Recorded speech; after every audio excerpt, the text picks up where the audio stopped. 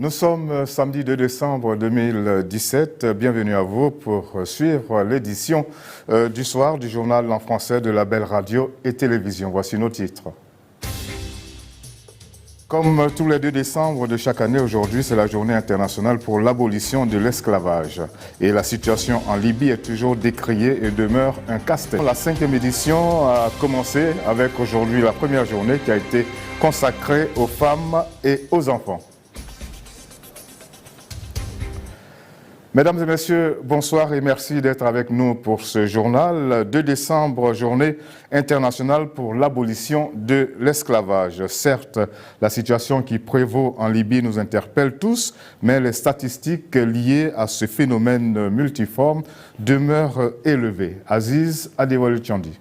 Selon l'Organisation internationale du travail, OIT, il y a actuellement plus de 40 millions de victimes du travail forcé dans le monde. L'esclavage moderne est un terme recouvrant plusieurs pratiques telles que le travail forcé, la servitude pour dette, le mariage forcé et la traite des êtres humains. Dans le but de vulgariser et sensibiliser l'opinion sur les graves violations des libertés individuelles, en particulier le trafic des enfants et des femmes, de développer et partager la réflexion sur la nécessaire mobilisation de tous les secteurs de la société pour combattre ce fléau, le 2 décembre a été choisi pour commémorer la Convention pour la répression de la traite des êtres humains et de l'exploitation de la prostitution d'autrui, adoptée par l'Organisation des Nations Unies en 1949.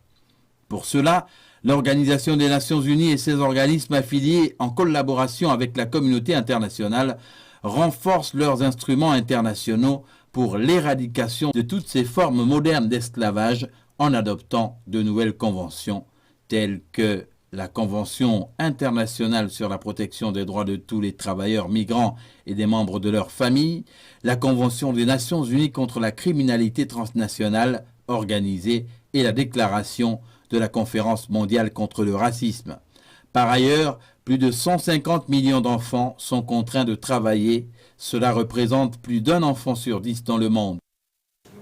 Certes, l'esclavage est un phénomène qui touche un certain nombre de pays et pratiquement tous les continents, mais nous avons décidé, actualité oblige, de nous arrêter sur la situation qui prévaut en Libye. Et il y a quelques semaines, notre correspondante en Belgique, Matifal, était entrée en contact avec une famille basée à Dakar et dont l'un des membres est détenu en captivité en Libye. Nous avons choisi de revenir sur ce sujet qui colle, comme je le disais, avec l'actualité. Boubacar Diatta et 20 autres migrants africains sont retenus dans une prison clandestine en Libye. Des jours sans manger, humiliés, frappés, leur famille dans le désarroi car les ravisseurs demandent une rançon d'1 million de francs CFA pour chaque détenu. Une somme revue à la baisse après les négociations. La famille de Boubacar Diatta, originaire de Bignona au Sénégal, s'exprime sur cette affaire pour la première fois sur une chaîne de télévision. C'est juste le problème de nos frères qui sévit en Libye. Les Sénégalais qui sont en train de torturer en Libye. Boubacar, lui, dans un premier temps, il a voulu voyager, aller en Europe pour aider ses parents. Pour aider ses parents qui sont au village, qui vivent des situations difficiles. Ses parents sont pauvres et lui, il a préféré aller réussir en Europe pour pouvoir satisfaire ses parents. Là-bas, il vit difficilement parce que ça fait presque 3 semaines. Il me dit qu'ils sont torturés, ils ne mangent pas. Oui, on les frappe chaque jour. Jusqu'à aujourd'hui, j'ai eu un des Sénégalais qui vit en Libye. Lui, il me dit qu'il a ses nouvelles. Il a échappé là où il était. Je lance un appel au gouvernement qu'il puisse nous venir en aide et à toutes les bonnes volontés. Oui, là, nos frères souffrent là-bas, nous aussi on souffre. Je sollicite vraiment une aide auprès du gouvernement. Seul le gouvernement qui peut nous venir en aide est les bonnes volontés. Boubacar Diatta et un autre Sénégalais se sont donc échappés et essayent de rejoindre Tripoli, la capitale libyenne. Leur sécurité n'est toujours pas assurée car ils peuvent être à tout moment capturés et revendus par des coxeurs. Entendez par là des complices, les complices des Libyens, qui sont pour la plupart des Sénégalais, Gambiens, Ghanéens ou Nigérians. Vous l'avez compris, des Africains qui vendent leurs propres frères africains en Libye. Label TV Radio, Mama Tifal. On l'a très bien compris. Il y a environ 2 semaines, la Côte d'Ivoire a décidé d'organiser le rapatriement de 155 de ses ressortissants qui étaient en captivité en Libye. Un ex-migrant, sitôt arrivé à Abidjan, a témoigné. Voici donc des jeunes gens dont le rêve s'est transformé en cauchemar en Libye. On va faire la même chose avec notre consoeur du Cameroun, notre correspondante Carole Guissot, qui a fait témoigner un migrant rapatrié par le Cameroun il y a aussi quelques jours. 4 militaires et 2 policiers ont été égorgés cette semaine dans la région anglophone du sud-ouest du Cameroun. Des assassinats de trop qui ont fait sortir le président camerounais Paul Biya de son flegme habituel. À peine est-il descendu jeudi 30 décembre de l'avion qui le ramenait d'Abidjan, où il a pris part au 5e sommet Union africaine-Union européenne, que le chef de l'État camerounais faisait une déclaration express radio-télévisée, traduisant sa détermination à mettre fin à cet autre front terroriste sous le couvert de revendications sécessionnistes. Je pense que les choses sont désormais parfaitement claires pour tout le monde. Le Cameroun est victime des attaques à répétition d'une bande de terroristes se réclamant d'un mouvement sécessionniste.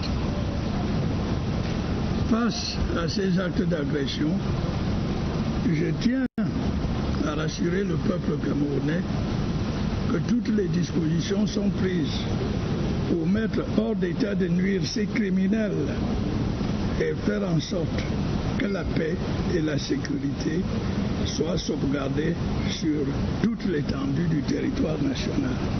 Cette déclaration du commandant suprême des armées va l'instruction, dès vendredi 1er décembre, une réunion spéciale de sécurité a rassemblé à Yaoundé tout le gratin du haut commandement militaire et sécuritaire. Au même moment, le préfet du département de la Maniou dans le sud-ouest, considéré comme l'un des fiefs des activistes sécessionnistes, donnait ordre aux habitants de 16 villages de son département d'évacuer immédiatement les lieux et aux pêcheurs et autres entrepreneurs opérant sur le fleuve Maniou de suspendre immédiatement leurs activités sous peine d'être considérés comme des terroristes actifs ou complices. Vous avez bien pu le noter, ce n'était pas le témoignage du migrant de retour de Libye, mais il s'agissait du Cameroun toujours, mais de la crise anglophone qui fait de plus en plus de morts dans ce pays. Et la semaine qui s'achève a enregistré jusqu'à 5 militaires tués dans la zone anglophone du sud-est, ce qui porte à 10 le nombre d'assassinats attribués aux activistes séparatistes camerounais. Le chef de l'État camerounais, vous l'avez entendu, est décidé à y mettre fin. Nous continuons donc ce journal, mais permettez que l'on dise concernant la crise migratoire en Libye que 3400 migrants vont être évacués. C'est ce qui a été décidé à la suite du sommet Union européenne, Union africaine qui s'est tenu il y a quelques jours à Abidjan. Retour maintenant sur la journée mondiale de lutte contre le sida. Nous retrouvons Carole Guissot qui a pu rencontrer un médecin et ensuite un séropositif, mais commençons par le médecin. Quel est le bilan qu'on peut avoir 37 ans plus tard? 37 ans, il y a un gros bilan. Au départ, quand on faisait le diagnostic du VIH, c'était le diagnostic de mort. Actuellement, avec le traitement, ça va mieux. Les gens se traitent, c'est devenu une maladie chronique qui devient même moins grave que certaines autres maladies, l'hypertension, le cancer. Et maintenant, nous devons vivre avec des personnes âgées qui sont séropositifs. On avait des patients qui étaient jeunes, mais maintenant on a des patients qui ont 65, 70 ans qui ont le VIH. On a d'autres problèmes, des patients qui vont à la retraite et qui étaient prises en charge par leurs entreprises, comment ils vont continuer, comment ils vont gérer le VIH avec des maladies dues à l'âge. Donc, le combat continue quand même. Ces 2 jours-ci, on a dépisté 1000 jeunes dans 2 établissements. On a quand même eu 2 enfants séropositifs et ça nous inquiète quand même. Quand on a ces jeunes-là, ça nous inquiète. Donc il faut renforcer la prévention pour que les femmes enceintes soient traitées et que ne donnent plus naissance à des enfants infectés, que les jeunes ne se contaminent pas et que les gens suivent bien le traitement. Parce qu'au bout d'un certain temps, les gens sont fatigués par le traitement. Et quand ils arrêtent le traitement et qu'ils ne meurent pas, ils se disent que pourquoi on continue? Et ils reviennent dans un état plus grave quelques années plus tard. Donc on a beaucoup de perdus de vue. Le plus important, c'est de récupérer les patients et les sensibiliser au suivi du traitement. Parce que quand vous êtes infecté et que vous ne suivez pas vos traitements, vous pouvez contaminer d'autres personnes avec des germes qui sont déjà plus résistants aux médicaments habituels. Donc vraiment la prévention doit prendre encore beaucoup plus d'importance. Je ne vois pas de préservatif féminin sur la table là-bas. Est-ce que... Voilà, nous allons rester en compagnie de Carole Guissot, notre correspondante au Cameroun. Rappelez que le thème de la journée mondiale de lutte contre le sida hier, c'était le droit à la santé. Et c'est de cela qu'il est question avec le séropositif qu'elle a rencontré pour nous. Mon statut pour moi, c'était pas une surprise. Pourquoi? Parce que quand j'étais avec mon conjoint, on a eu à faire le test 1 année. Et lui, il était positif, moi j'étais séronégatif. Puis donc on a continué de vivre comme un couple, sans rien changer dans nos habitudes. J'ai continué de vivre ma vie normalement. Je ne suis pas allée me faire prendre en charge. Et puis, à un moment, la santé a décliné. Ça m'a pris 5 ans pour me décider à me mettre sous traitement. Pourtant, si je m'étais mis sous traitement un peu plus tôt, j'aurais évité toutes ces maladies. Je veux comprendre quelque chose. C'est l'amour qui te faisait négliger le fait que ton compagnon puisse te... Moi, j'ai réfléchi de cette façon. Ça fait plus de 2 ans que nous, on vit ensemble, on fait des rapports non protégés. S'il est séropositif, certainement, j'ai ça en moi, même si ça ne se voit pas encore, je l'ai déjà. Donc, j'ai réfléchi comme ça. Et puis, j'ai continué de vivre ma vie normalement avec mon homme, pour ne pas l'entraîner à la mort, parce qu'il déprimait déjà, même le fait même de savoir qu'il est séropositif, il déprimait. Et il était tout le temps malade. Donc, c'est ce soutien-là qui l'a permis de se remettre. J'étais mariée de mon premier mari.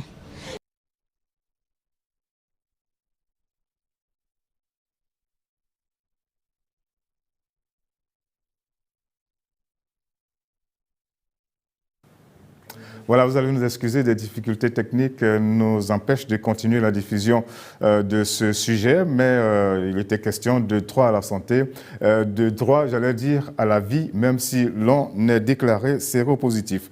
Les violences faites aux femmes, eh bien, l'ONU Femmes va injecter 325 milliards dans la lutte contre ce phénomène et l'annonce a été faite pendant ce week-end à Abidjan, nous dit Laetitia Ngalibika. 325 milliards de francs CFA pour lutter contre les violences faites aux femmes dans le monde. C'est le montant annoncé par l'ONU au cours d'une conférence de presse à l'ONU Femmes en Côte d'Ivoire. Fumzile Mlambo Nguka, la directrice de l'ONU Femmes Abidjan, a précisé que ce fonds débloqué pendant les 16 jours d'activisme permettra d'assister et améliorer la campagne I4CHI qui signifie « Lui pour elle » prévue pour juin 2018. Cette année, la période de 16 jours d'activisme contre les violences faites aux femmes, entamée le 25 novembre dernier, sera guidée par le thème « Ne laisser personne de côté, mettre fin à la violence à l'égard des femmes et des filles » qui reflètera le principe essentiel du programme transformatif à l'horizon 2030 pour le développement durable. L'objectif étant d'unir tout le monde autour de ce problème et arriver ensemble jusqu'à ce monde exempt de violence que l'ONU appelle de tous ses voeux. 325 milliards de de nos francs pour freiner les mariages précoces, les mutilations génitales féminines et les formes de violence exercées sur les femmes âgées et handicapées. Parce que les femmes sont la clé du succès de la société, il faut les protéger et garantir leur épanouissement. C'est pourquoi les hommes devraient s'impliquer un peu plus dans ce combat. Il faudrait également renforcer la participation des femmes à la politique et favoriser l'autonomisation de ces femmes, surtout celles vivant dans le monde rural et dans les zones de conflit. Sinon, à quoi sert d'avoir tout l'or du monde si la femme, qui est le socle de la famille, est toujours violentée? L'ONU Femmes précise que seuls les pays qui ont un programme complet qui prend en compte tous les aspects de formes de violence faites aux femmes et qui ne sont pas en conflit bénéficieront de ce fonds. Nous restons sur les bords de la lagune Ébrié pour dire que le président Alassane Ouattara et son homologue français Emmanuel Macron ont lancé les travaux du métro d'Abidjan ce jeudi 30 novembre 2017 pendant les assises du sommet UA-UE qui ont eu lieu dans ce pays. Quelques moments auparavant, les deux présidents avaient décidé de renforcer la coopération bilatérale entre la Côte d'Ivoire et la France. Robert Adandé. Deux conventions d'un montant de 65,6 milliards de francs CFA ont été signées. La première convention est un avenant au deuxième contrat de désendettement et de développement. Et la seconde porte sur le financement de l'appui budgétaire global des équipements modernes. La Côte d'Ivoire ambitionne de maintenir une forte croissance économique en poursuivant ses investissements productifs, notamment dans le domaine des infrastructures. Le métro d'Abidjan est un projet d'aménagement urbain indispensable pour une mégalopole régionale et continentale comme Abidjan. Cette infrastructure changera la ville d'Abidjan et permettra de développer l'activité économique en tenant compte des engagements climatiques. Ce projet, avec un apport français de 1,4 milliard d'euros, constitue l'effort le plus important que la France n'ait jamais effectué au démarrage d'un projet de transport urbain à l'étranger. La livraison de l'infrastructure est prévue pour 2022. Pour terminer, le président français a annoncé plusieurs autres initiatives, notamment le développement d'un partenariat entre les établissements français et ivoiriens pour faire d'Abidjan un hub régional en matière d'éducation de référence, l'ouverture en juillet prochain en Côte d'Ivoire d'une école qui formera les forces spécialisées en intelligence et en intervention de combat et de lutte contre le terrorisme au profit de soldats ivoiriens et ouest-africains, ainsi que l'octroi de visas de circulation long séjour aux Ivoiriens. Avec votre permission, nous allons nous rendre d'Abidjan à Dakar, non pas en métro, mais par la magie des ondes. Vous connaissez la TNT. La TNT, c'est la télévision numérique terrestre qui permet de disposer d'un très bon son et de très belles images. Eh bien, au Sénégal, ce système de diffusion a atteint 90% du territoire. Et l'on le sait, après la visite que le ministre sénégalais en charge des télécommunications et de l'économie numérique a rendue au siège de l'Excaf, la société qui a été choisie justement pour organiser la TNT au Sénégal.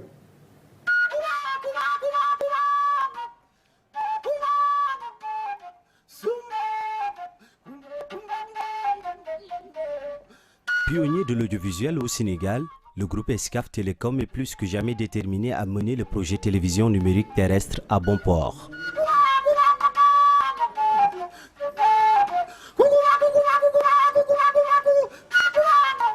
Fort de ce constat, le ministre de la Communication, des Télécommunications, des Postes et de l'économie numérique a fait le tour des locaux de la TNT.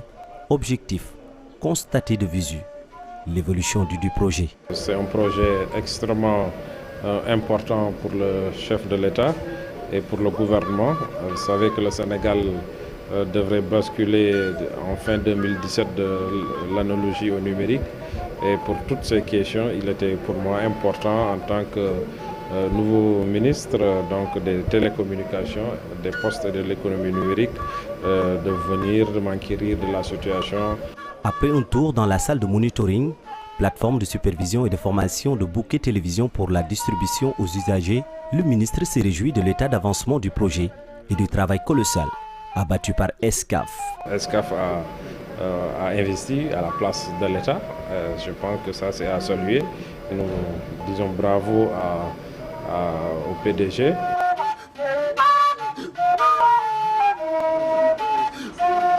L'État a en tout cas a un partenaire qui fait beaucoup d'efforts en matière d'investissement. Depuis son démarrage, le projet TNT a connu une évolution fulgurante. Une large couverture sur l'étendue du territoire national est assurée. Nous avons assuré une couverture à 90% sur le plan démographique. Certes, il y a une forte demande en termes de décodeurs. Nous nous attelons à approvisionner le marché très rapidement, en continu et sans interruption. Donc aujourd'hui, nous sommes dans la phase de terminer de le finaliser. Donc prochainement, nous pourrons voir avec les services du ministère de la Communication quel est le plan de basculement qui a été retenu par l'État, comment l'État compte procéder et nous nous conformerons à ça. Mieux, le président directeur général du groupe Excaf Télécom promet de terminer ce projet en beauté au grand bonheur du chef de l'État et de la population sénégalaise. Nous sommes très fiers de pouvoir avoir l'opportunité de montrer à l'État du Sénégal l'ensemble des efforts que nous avons faits jusqu'à présent pour mener à bien le projet qui nous a été confié, de prouver également que nous sommes capables de respecter nos engagements en termes de qualité de service, d'engagement et de couverture, tel que le cahier de charges nous a été édicté. Ainsi, le groupe Excaf Télécom fait des efforts pour assurer une bonne mission de service public. De nouveaux décodeurs sont mis sur le marché et la phase 2 de la campagne Nemekos TNT est en cours.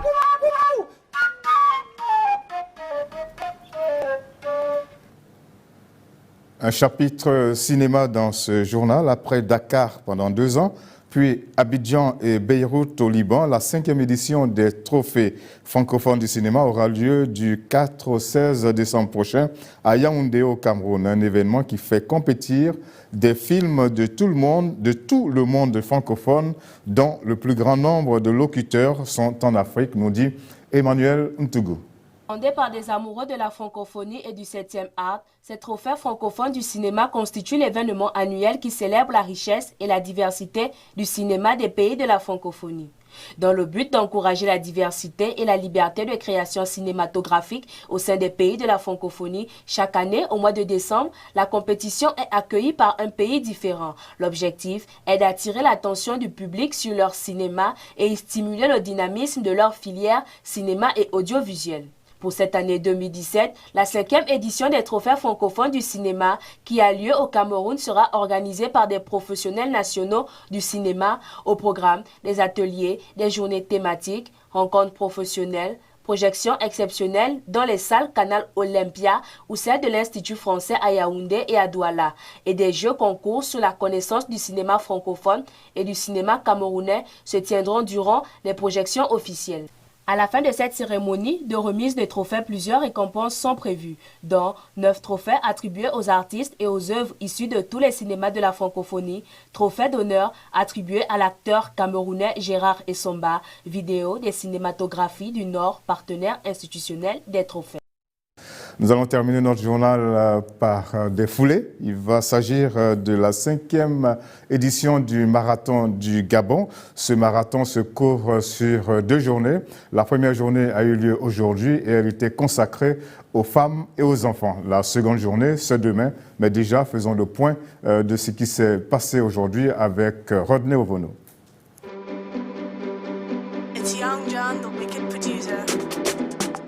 Toujours plus d'engouement, toujours plus de participation, le marathon du Gabon prend de plus en plus d'ampleur et s'impose comme l'une des courses les plus attrayantes du calendrier de l'Association internationale des fédérations d'athlétisme I2AF.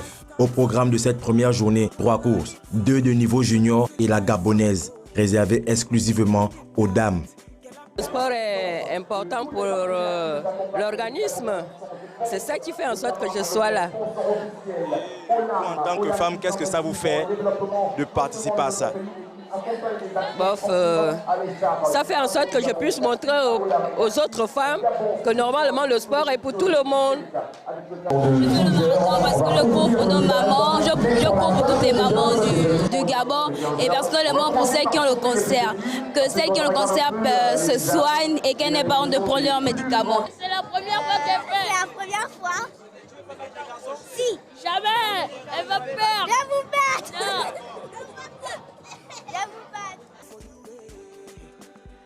Les juniors de 9 à 12 ans ont pris le départ depuis la tribune présidentielle Objectif, courir le kilomètre 500 imposé à leur catégorie.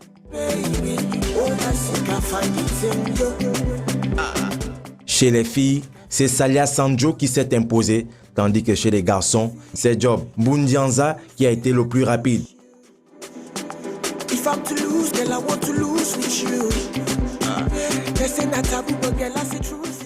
Je m'ai entraîné à mes Cambo. Après ça, j'ai entraîné au stade de Angwenje. C'est le coach Wilfried qui m'a entraîné. Pour la catégorie junior des 13 à 16 ans, le circuit était bien plus long, 3 km à couvrir. Une distance qu'Anne-Marie Tossa chez les filles et Brian Mungamba chez les garçons ont dominé.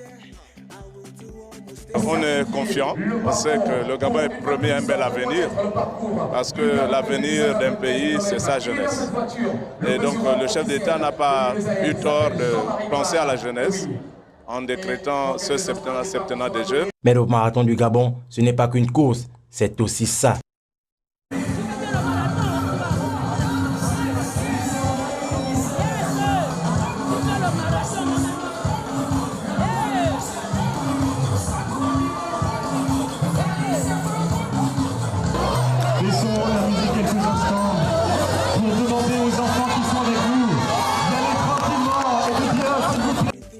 Le moment le plus attendu de cette journée du 2 décembre était sans doute cette course consacrée aux femmes. Alors mesdames, alors vous courez aujourd'hui, alors quel est l'objectif?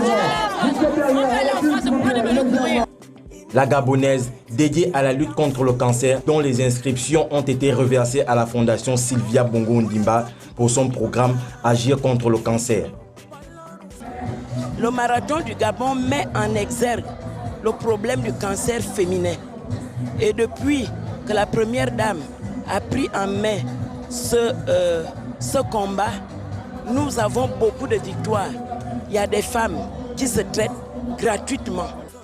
À l'arrivée de cette dernière course de la journée, une habituée du circuit, Audrey Ninze, vainqueur de 4 des 5 marathons organisés par le Gabon, avec un temps de 18 minutes 40 secondes, elle efface par la même occasion les 19-20 de Madina Andjaï, établi en 2016. J'aime le sport, c'est tout. Et il faut s'entraîner pour avoir ces places-là. C'est l'amour du sport. C'est pas vrai, c'est très compliqué. C'est très compliqué. Déjà qu'avec le travail, j'ai pas assez de temps. J'attends juste le mois de la compétition pour m'entraîner. Peut-être 2 à 3 fois dans la semaine. C'est tout. Demain, le marathon du Gabon s'achèvera par le plat de résistance. Les 3 courses pour des athlètes un peu plus aguerris. Tout d'abord, le 10 km, ensuite le semi-marathon de 21 km et enfin le temps redouté 42,195 km.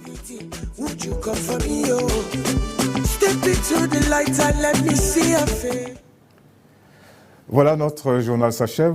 Vous allez rester en notre compagnie parce que tout à l'heure, nous avons un reportage magazine qui nous arrive de Carole Guissot, notre correspondante au Cameroun, sur la situation en Libye. N'oubliez pas qu'aujourd'hui, nous sommes le 2 décembre et comme chaque 2 décembre, cette journée est consacrée à la lutte pour l'abolition de l'esclavage. Tout à l'heure, les images du marathon m'inspirent la pensée qui suit. L'avenir d'un pays, c'est sa jeunesse et la santé passe par le sport. Et si tout cela a lieu dans une bonne ambiance, c'est tant mieux. Bonsoir et à demain.